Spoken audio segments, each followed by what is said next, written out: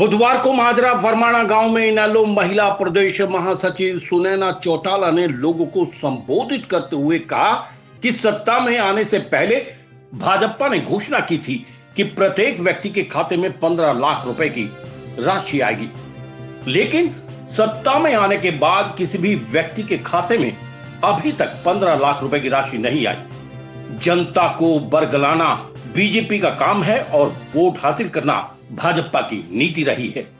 धर्म और जात पात की आड़ में समाज को बिगाड़ने का काम भाजपा द्वारा किया जा रहा है, जिसे भाईचारे को बिगाड़कर राजनीति की जा रही है। उन्होंने कहा कि जन कल्याण की योजनाएं इनेलो सरकार की राज में शुरू की गई थी, जिनमें कन्यादान राशि, बुढ़ापा पेंशन, शिक्षा, खेल, स्वास्थ्य और अन्य नीतियां जन कल्याण के लिए लागू की गई थी। प्रदेश के प्रत्येक गांव की फिरनी, शमशान, गलियों का निर्माण करवाया गया था।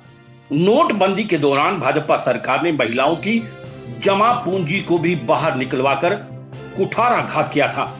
इस दौरान लोगों को बैंकों की लाइन में लगकर अपने ही पैसे को निकालने में काफी परेशानी का सामना करना पड़ा था। हाल ही में किसान आंदोलन के दौरान जिस परेशानी का किसानों को सामना करना पड़ा वो जग जाहिर है। किसानों के विरोध के बावजूद सरकार को झुकना पड़ा और 3 कृषि कानून को वापस लेना पड़ा। जब भी चुनाव आता है तो भाजपा सरकार चुनाव में सक्रिय हो जाती है। इलाहाबाद चुनाव जिसका जीता जागता उदाहरण है।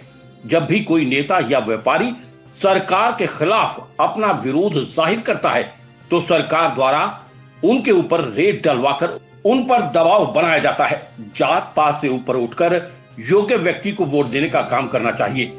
जिस नेता ने सरकार में रहते हुए अपने क्षेत्र का विकास नहीं करवाया, उसे नकार कर किसी योग्य व्यक्ति को ही वोट देना चाहिए। अब भाजपा सरकार द्वारा बुढ़ापा पेंशन काटने की तैयारी की जा रही है, लेकिन इनेलो द्वारा इसका भरपूर विरोध किया जाएगा।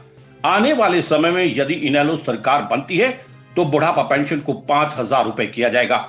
इस मौके पर विजेंद्र रेडू, राजबाला कहलावत, कृष्ण मलिक, अशोक राणा, भयराज दहिया, गुरजीत राणा, जय सिंह, विनोद चौहान, कप्तान सिंह, सुखबीर, दीपक, प्रदीप और अन्य कार्यकर्ता मौजूद रहे।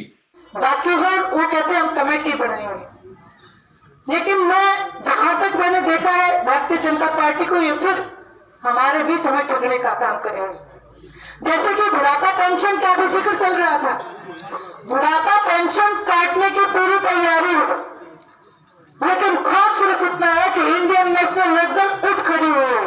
इंडियन नेशनल लोकदल हमारे जितने बुजुर्गों का सम्मान आदरणीय चौधरी देवीलाल जी ने बना के दिया। मैं आपसे वायदा करती हूँ, आप सब लोग साथ देना। इंडियन नेशनल लोकदल के पास से एक विधायक है, हमारा एक विधायक 1 करोड़ के बराबर है, हम आपको विश्वास दिला के जाते हैं। बस आप साथ देना। जो पेंशन ये बात तो करते काटने की, आप लोग साथ रहना। हम 1 रुपए के बीच में कमी नहीं होने देंगे। बढ़ाई तो इनकी बढ़ाई है, लेकिन 1 रुपए की भी कमी इंडियन नेशनल लोकदल इसमें बर्दाश्त नहीं करेंगे। कि जितनी जन कल्याण की नीतियां हैं वो आपको केवल और केवल जब इंडियन नेशनल लोकदल सरकार में आई, जब इंडियन नेशनल लोकदल को आपने स्वीकार किया सरकार, लेकिन आपको उन्होंने निराश नहीं किया। हमेशा जन कल्याण की नीतियां लेके आपके पीछे आए, चाहे वो बुढ़ापा पेंशन हो, बच्चा की स्कीम हो, कन्यादान की राशि हो, किसान के ट्रैक्टर को गाड़ा घोषित करवाने की बात हो, किसान को ट्यूबवेल का कनेक्शन की बात हो, किसान को मुआवजा दिलाने की सबसे पहले पहल करने की बात हो, या नौजवानों के लिए खेल के मामले में जो सबसे पहले सम्मान की बात हो। और आज भी आप लोगों के बीच जब कोरोना की महामारी आई तो एकमात्र ऐसे अभय सिंह जी चौटाला ऐसे विधायक हुए जिन्होंने सबसे ज्यादा कोरोना में बढ़ चढ़ के लोगों के पास लोगों की सहायता के लिए योगदान देने का काम किया। ये भी विधानसभा में दर्ज है, आप लोग जाके चयन देखें। ये जो जात पात के ऊपर हमें बांटने की बात करती है, भारतीय जनता पार्टी हमेशा एक ही नारा देगी कि ये मुसलमान है, ये जाट है, ये अलग जातियों के लोग हैं। आपने कभी उनको कार्य के आधार के ऊपर वोट मांगते नहीं देखा होगा। भेजा मूर्ख बनाया कि बैंक में खाते खुलवाओ और 15 लाख रुपए आएंगे, और हम भी बिना सोचे भाग लिए बैंकों की तरफ। 100 या 200 रुपए से कम तो खाता भी किसी ने दे के नहीं पढ़ाया होगा। सबने दिए पैसे और बैंकों में खाते खुले। खाते खुलने के बाद इन्होंने क्या कहा कि बैंक का खाता मेंटेन करने के लिए हमें पैसे चाहिए।